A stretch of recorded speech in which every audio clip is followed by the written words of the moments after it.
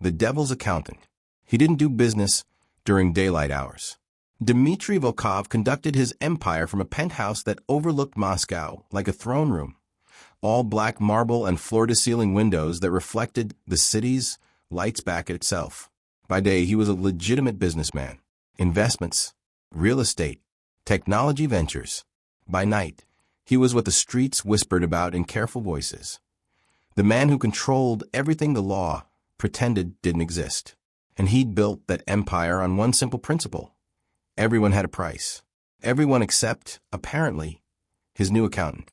Dmitri stood at his window at 11 p.m. on a Tuesday, a glass of vodka in his hand that he wouldn't drink, watching the woman who'd somehow become both his greatest asset and his most dangerous liability.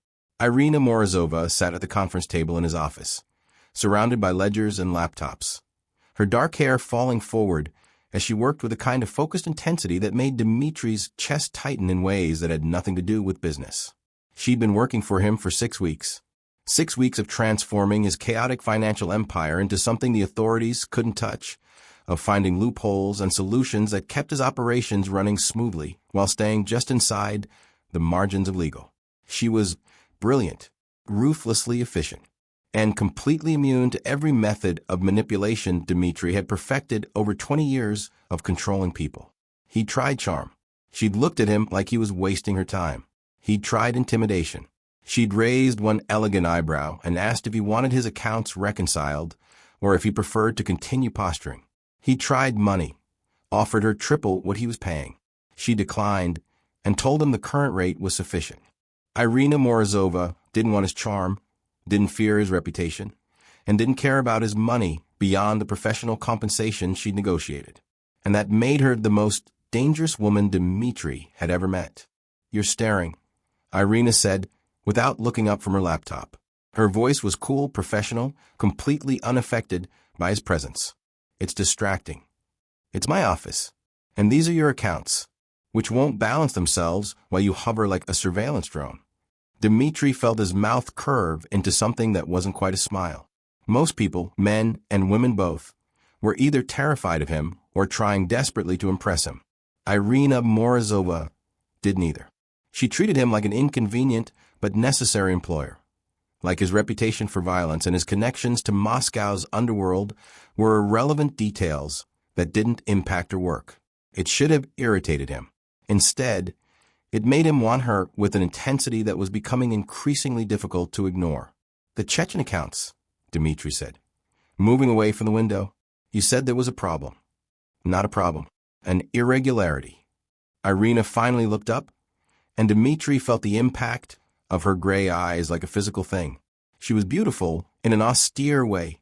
Sharp cheekbones, full mouth, pale skin that suggested she spent too much time indoors with numbers instead of people. Someone skimming. Small amounts, carefully distributed across multiple transactions. But it's there. How much? Over the past 6 months? Approximately 2 million rubles. Dmitri felt his jaw tighten.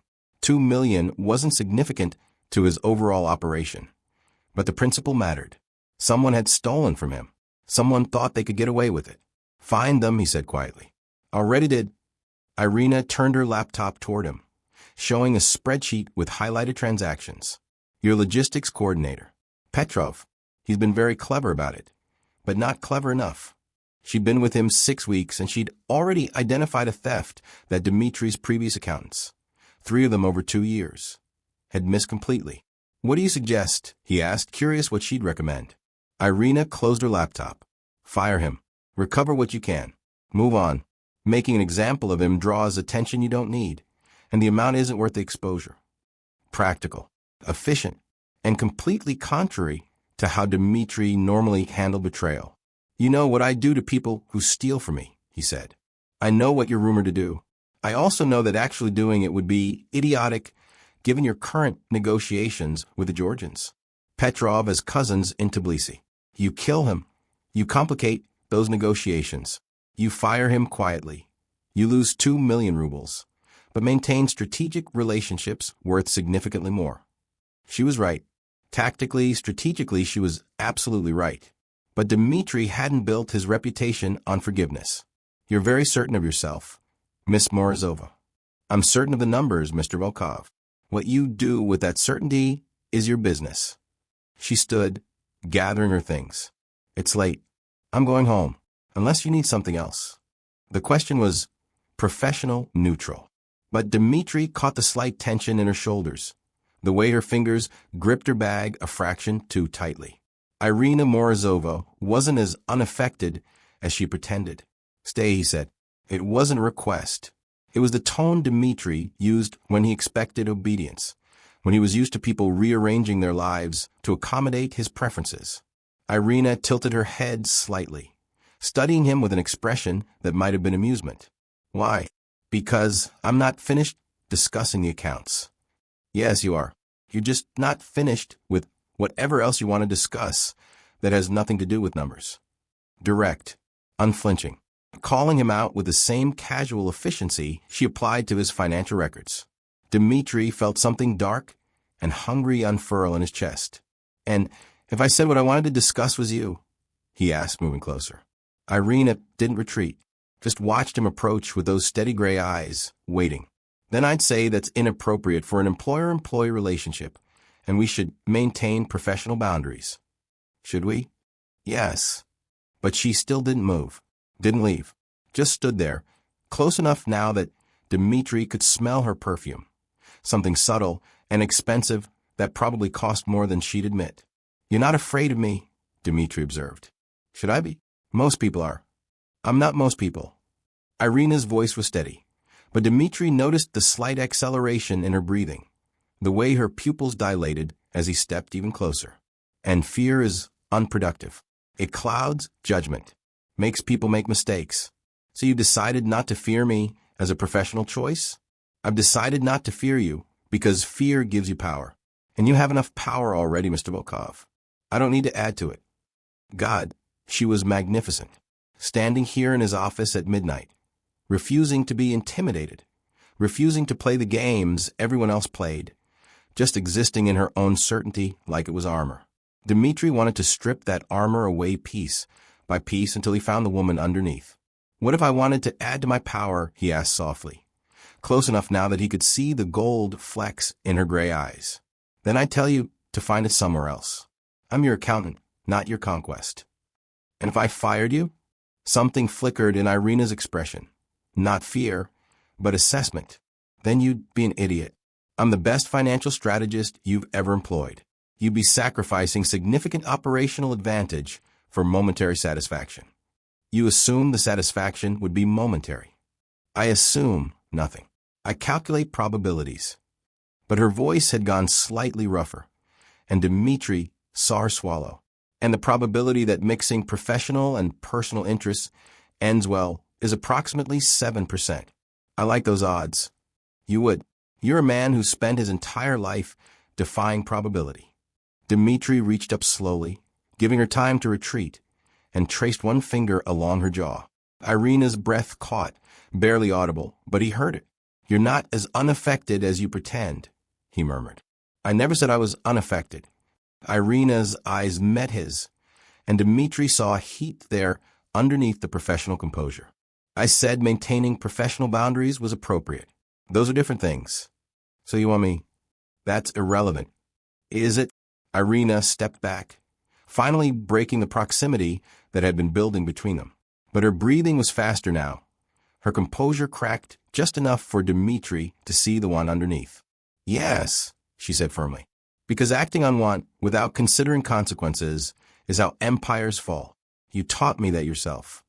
I taught you that? Your entire operation is built on exploiting other people's inability to control their wants. Gambling, drugs, sex, protection. You've made billions because people can't resist their impulses. She picked up her bag. I won't be another person who destroys themselves by wanting what they shouldn't have. She walked toward the door, and Dmitri let her go, because she was right. Chasing her would prove her point about impulse control. But at the door, Irina paused. For what it's worth, she said quietly, not turning around. If circumstances were different, if I wasn't your employee, if you weren't my only source of income. She paused. The probability would be higher. Then she left, and Dmitri stood alone in his office, his body tight with unspent desire, his mind replaying the moment when Irina's breath had caught, when her pupils had dilated, when she'd admitted carefully, strategically, that the wanting wasn't one-sided. He picked up his phone and made a call. "Petrov," he said when the man answered, "you're fired. You have 24 hours to return the money you stole. Do that and we're finished. Fail, and I'll reconsider Miss Morozova's advice about strategic restraint." He ended the call and poured himself another vodka. Irina Morozova had been right about the Chechen situation, right about Petrov, right about the dangerous stupidity of mixing business with desire. But she'd also been wrong about one thing. Dmitri Volkov had spent 20 years building an empire by understanding that everyone had a price. Irina's price wasn't money or fear or charm. It was circumstances. And circumstances, unlike probability, could be changed. For 3 days, Dmitri did nothing. He attended meetings, managed operations, watched his empire function with a smooth efficiency that Irina's financial restructuring had enabled. He saw her during business hours, brief encounters in his office where she'd update him on accounts or flag potential issues. Professional, distant, like their midnight conversation had never happened. But Dmitri noticed things. The way Irina's hand trembled slightly when passing him documents. The careful distance she maintained, never getting close enough to touch. The way her eyes would flicker to his mouth for a split second before she'd catch herself and redirect her attention. She wanted him. She was just disciplined enough to resist. On the 4th day, Dmitri made his move. "Miss Morozova," he said as she was preparing to leave his office after their daily briefing, "I have a proposition." Irina paused, her bag already over her shoulder. "I'm listening." "I'm terminating your employment." He watched the shock cross her face, quickly controlled, but visible. "I see. May I ask why?"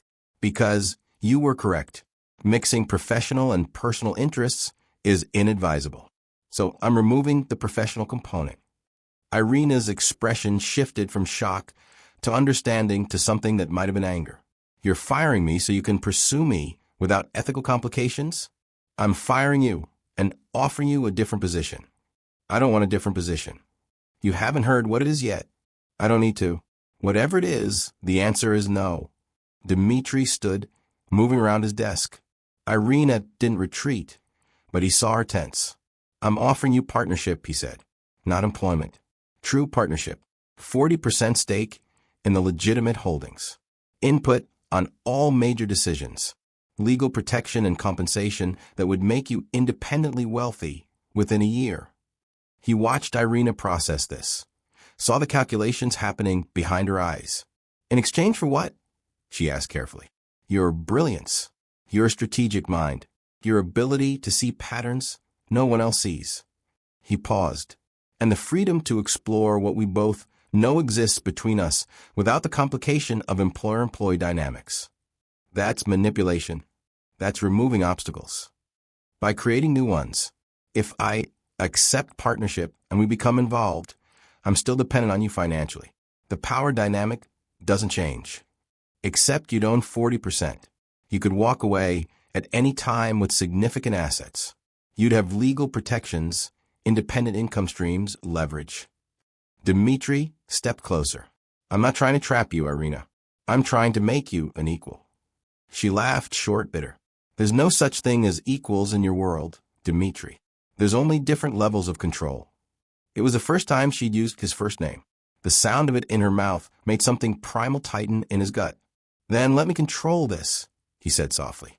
"Let me remove every reason you have to say no until the only thing left is whether you want me as much as I want you. And if I still say no, then you say no, and I'll find another accountant, and we'll pretend this conversation never happened." Irina was quiet for a long moment, her gray eyes searching his face for deception, for the angle, for whatever trap she was certain existed. "Why?" she finally asked. "You could have any woman in Moscow. Probably have had most of them. Why am I worth this kind of restructuring?" "Because you're the first person in 20 years who's looked at me and seen a man instead of a monster. Because you challenge me instead of fearing me. Because when you calculate probabilities, you don't factor my reputation. You just see the numbers. Because you're brilliant," Dmitri said instead. "And I've spent 20 years surrounded by people who either fear me or want to use me. You do neither. You just exist in your own certainty. And that's, he searched for the word. That's intoxicating. Irina's expression softened slightly. That's the most honest thing you've said to me. I'm capable of honesty. I just rarely find it strategically useful. And now I think honesty is the only strategy that might work with you. She studied him for another long moment. Then, slowly, deliberately, she set down her bag. I want everything in writing, she said. Partnership agreement drafted by independent counsel. Legal protections. Clear delineation of assets and responsibilities. And a clause that allows me to exit without penalty if it doesn't work. Triumph surged through Dmitri, but he kept his expression neutral. Agreed. And I want time to review the documents, to think about whether this is actually what I want or just what you've convinced me I want. How much time? A week. 3 days. Irina's mouth curved into something that might have been a smile. This isn't a negotiation, Dmitri. Everything is a negotiation. Fine. 5 days. And during those 5 days, you don't contact me. You don't send gifts or make gestures or try to influence my decision. You just wait. It was torture. The idea of giving Irina 5 days of space when he wanted her in his bed immediately. But Dmitri had learned patience in a harder school than most people could imagine. 5 days, he agreed. Irina picked up her bag again. But instead of leaving immediately, she stepped close. Close enough that Dmitri could feel the heat of her, could see the rapid pulse at her throat. For the record, she said softly, the probability was never 7%. It was closer to 93. I just didn't want to admit that wanting you was destroying my professional judgment. She left before Dmitri could respond, and he stood alone in his office with his body tight and his mind already counting down the hours until he could have her. Not as an employee, not as someone he controlled, but as an equal who'd chosen him despite, or perhaps because of knowing exactly what he was. To be continued. The 5 days were the longest of Dmitri's life. He handled business, managed operations, made the kinds of decisions that kept his empire functioning. But every hour felt elongated, every interaction hollow, every moment calibrated against the countdown in his head. For days, 3 days, 2. On the evening of the 5th day at precisely 8 p.m., Irina Morozova walked into his penthouse. She'd used the private elevator, the one whose access code only 3 people possessed. She wore a black dress that was simultaneously professional and devastating. Her dark hair loose around her shoulders instead of pulled back in her usual severe style. And she carried a folder. I had 3 different law firms review the partnership agreement, she said, without preamble, setting the folder on his dining table.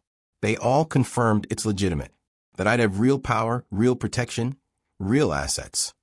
Dmitri leaned against the window, forcing himself to remain still despite every instinct screaming at him to close the distance between them. And, he asked, and I have questions. Ask them. Irina moved through his penthouse slowly, taking in the space with the same analytical attention she applied to his finances. This isn't about the business. It's personal. All right. Why me? She turned to face him. And don't give me the answer about brilliance or challenge. I want the real reason, the one you haven't said. Dmitri was quiet for a long moment.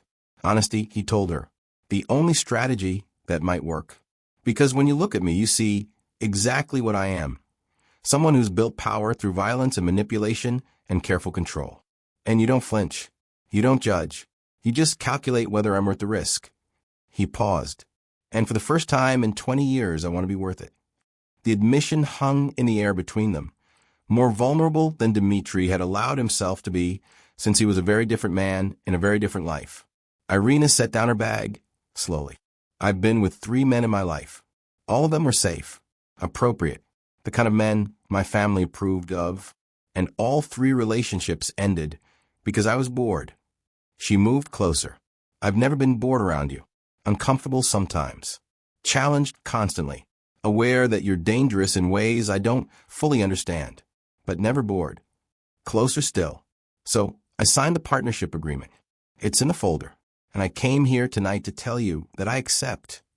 She was close enough now that Dmitri could see the pulse hammering in her throat, could smell her perfume, could feel the heat radiating from her skin. "And then," he asked, his voice rougher than intended, "and then I'm going to kiss you. And we're going to find out if 93% probability translates to actual chemistry. And if it does..." She looked up at him through dark lashes. "If it does, Dmitri Volkov, you're going to show me exactly what you've been thinking about for the past 6 weeks." Dmitri felt something break loose in his chest. Restraint, maybe, or the careful control he'd maintained for 5 agonizing days. "I've been thinking about a lot of things," he said softly, reaching up to cup her face. "Tell me." "I've been thinking about how you'd taste. Whether you'd be as controlled in bed as you are with my counts. Whether that professional composure would shatter if I touched you the right way." Irina's breathing had quickened. And I've been thinking about taking you apart slowly, learning every place that makes you gasp, finding out what it takes to make you lose that beautiful discipline you wear like armor. That's quite a list. I have detailed plans. I'm very thorough." So, it was permission and challenge, an invitation all at once. Dmitri didn't need to be told twice. He kissed her, not gently, not with the careful restraint he'd been maintaining, but with all the hunger that had been building for 6 weeks, with a desire that had made the past 5 days feel like torture, with the need to finally have this woman who'd walked into his world and refused to play by anyone's rules but her own. Irina kissed him back with equal intensity, her hands fisting in his shirt, her mouth opening under his, a small sound of want escaping her throat that went straight to Dmitri's groin. She tasted like expensive wine and something darker. Ambition, maybe, or the same hunger that had been eating at him since she'd first looked at him like he was a problem to be solved instead of a monster to be feared. Dmitri backed her against the window, his hands sliding into her hair, angling her head for deeper access. Irina's fingers found his belt, pulling him closer, and the feel of her body against his, soft curves against hard muscle, made Dmitri's control slip another notch. "Bedroom." Irina breathed against his mouth. "Here first." He spun her to face the glass, pressing against her back, his mouth finding the sensitive spot below her ear. Irina's breath hitched, and Dmitri felt her arch back into him. "Anyone could see," she said, but there was no real protest in her voice. "Let them." His hand slid down her sides, feeling the curve of her waist, the flare of her hips. "Let them see that you chose this, that you chose me. Possessive. You have no idea." Dmitri's hands found the hem of her dress, sliding underneath, tracing the smooth skin of her thighs. Irina's head fell back against his shoulder, her breathing uneven now, her control starting to fracture. "Dmitri," she said, and there was need in her voice that made his own desire spike higher. "Tell me what you want," he murmured against her neck. "You. I want you. Be specific." Her laugh was shaky. "For someone who claims to know what he wants, you're asking a lot of questions. I want to hear you say it. I want to hear that controlled voice break when you admit what you need." Irina turned in his arms, her gray eyes dark with desire. "I need you to stop talking and start delivering on those detailed plans you mentioned." Challenge accepted. Dmitri lifted her, Irina's legs wrapping around his waist automatically, and carried her to the bedroom. He set her down beside the bed, his hands finding the zipper of her dress. "Wait," Irina said, catching his wrist. Dmitri froze immediately. "Too fast?" "No, just..."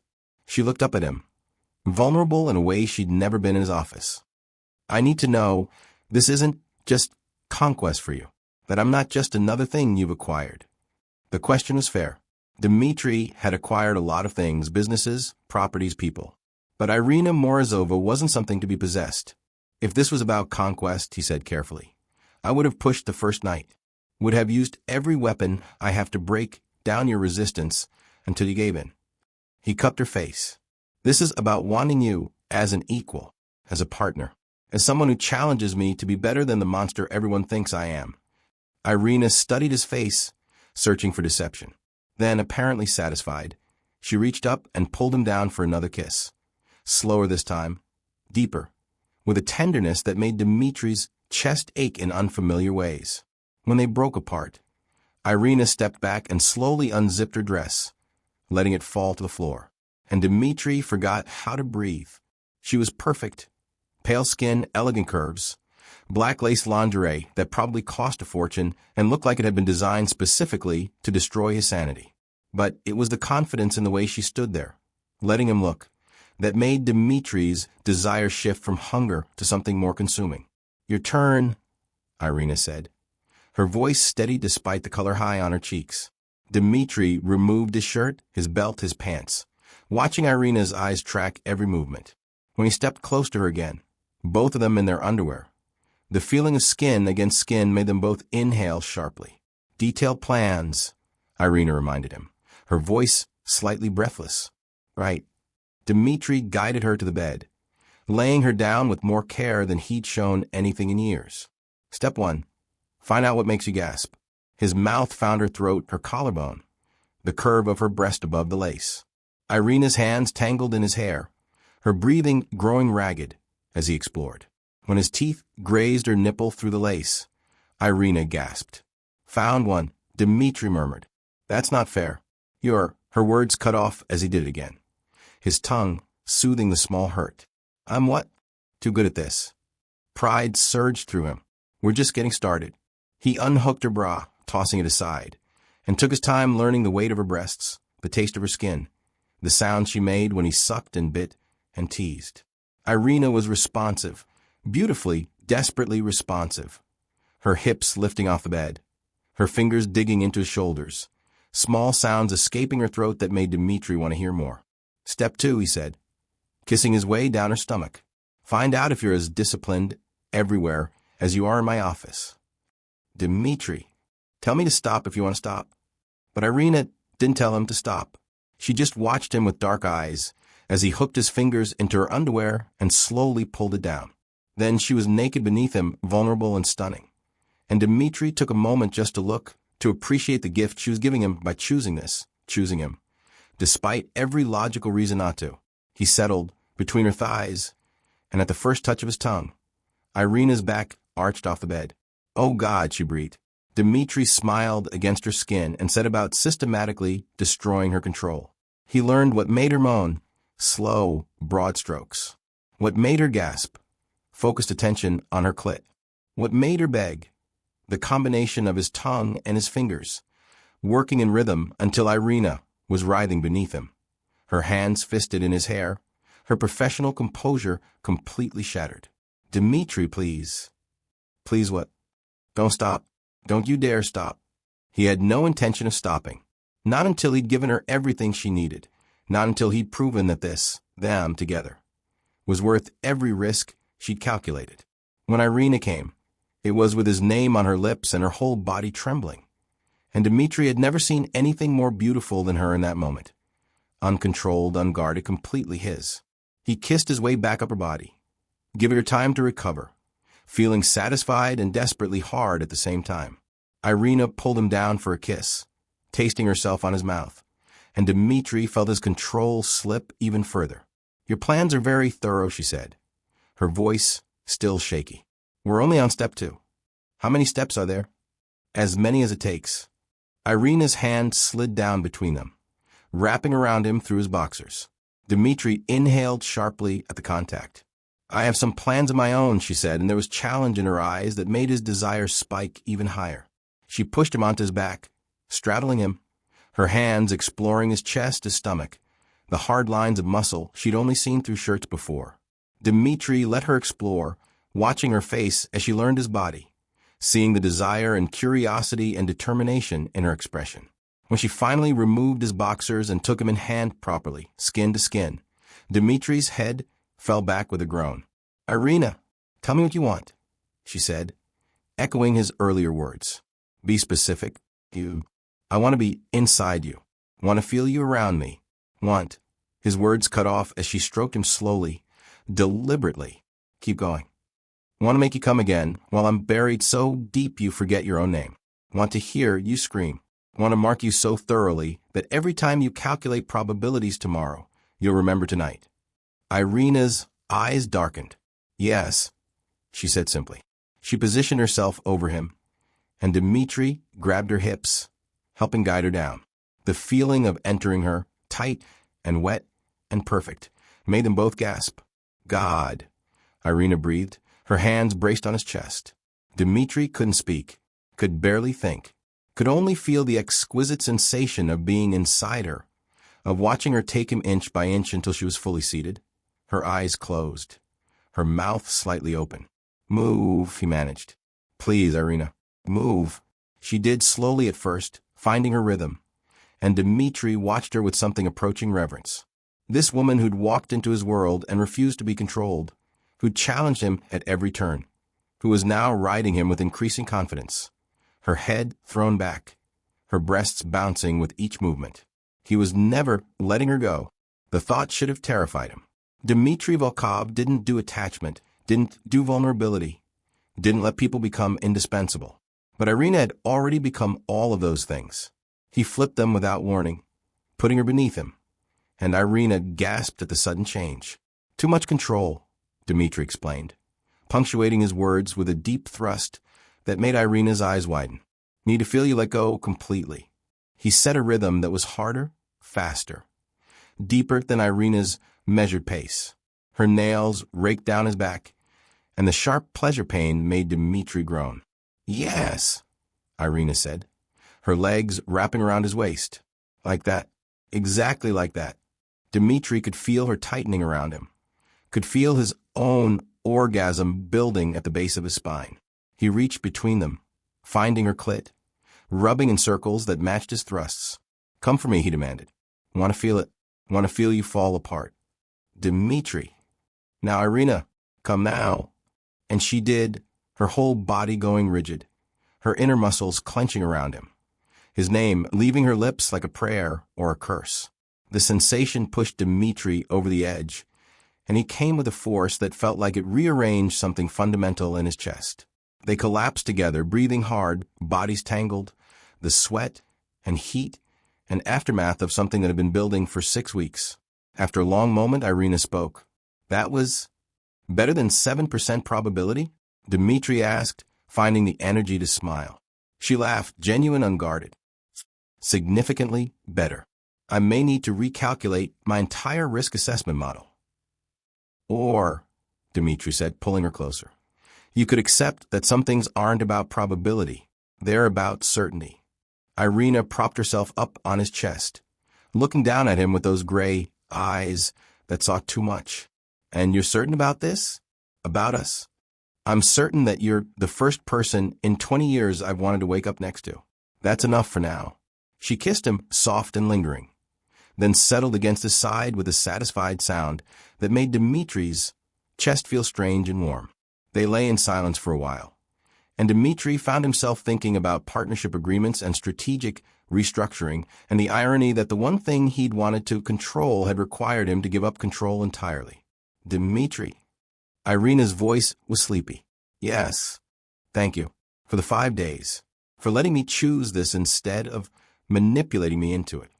He kissed the top of her head. Thank you for choosing it. I haven't decided if I've made a brilliant strategic move or the worst mistake of my life.